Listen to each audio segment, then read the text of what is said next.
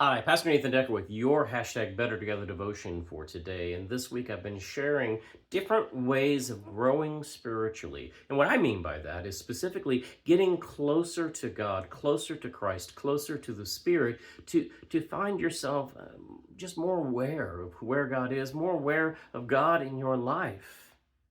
When we, as a people of God, join with what God is already doing, we find ourselves encountering God deeply, more deeply than ever before, so much that it hits us not just on an intellectual level or a physical level, but even on an emotional level.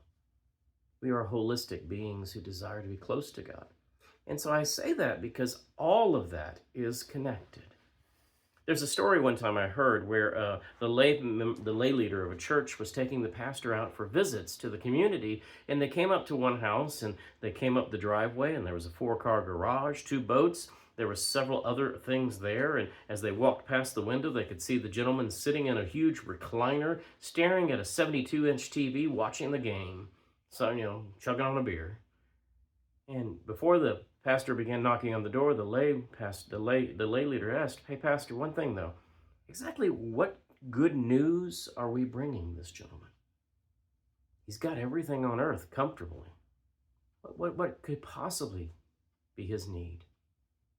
You see, that story really does talk about the persecution, spiritually persecution, of prosperity. When we have every comfort taken care of, many times we find ourselves lacking and hollow.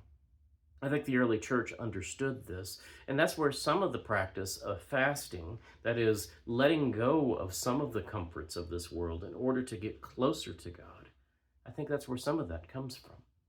An acknowledgement among the ascetics, those who went out into the desert in the third century, the Ammas and the mothers and fathers, the desert mothers and fathers, Ammas and Abbas, they were looking through a lens that said maybe we're too comfortable, and that's why we can't find ourselves relating to Christ's suffering on the cross. We need to have a little bit less of this comfort, less of this luxury, so that we can find ourselves humbled, so we can find ourselves again hungry and needing to be near to God. You see, I gain so much when I give everything to Jesus.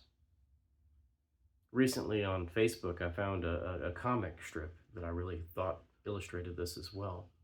It was a picture of a garage door that was open, and one person was carrying this huge stack of boxes upon boxes upon boxes of different things. And they looked over at this kid, and the kid was just carrying one little box that said Jesus. "Is that all you're going to take?" "Yeah, because in all honesty, that's all I need." Because he said, "Consider the valley, the lilies of the valley, consider the birds of the air. Were they not better dressed than Solomon? Do they worry and fret about tomorrow? No, because they know daily bread is coming. They know that the basic needs are more than taken care of in most of our contexts. We need to let go of our coveting and our desiring, our keeping up with the Joneses. And in letting go, we find what we truly need." Amen.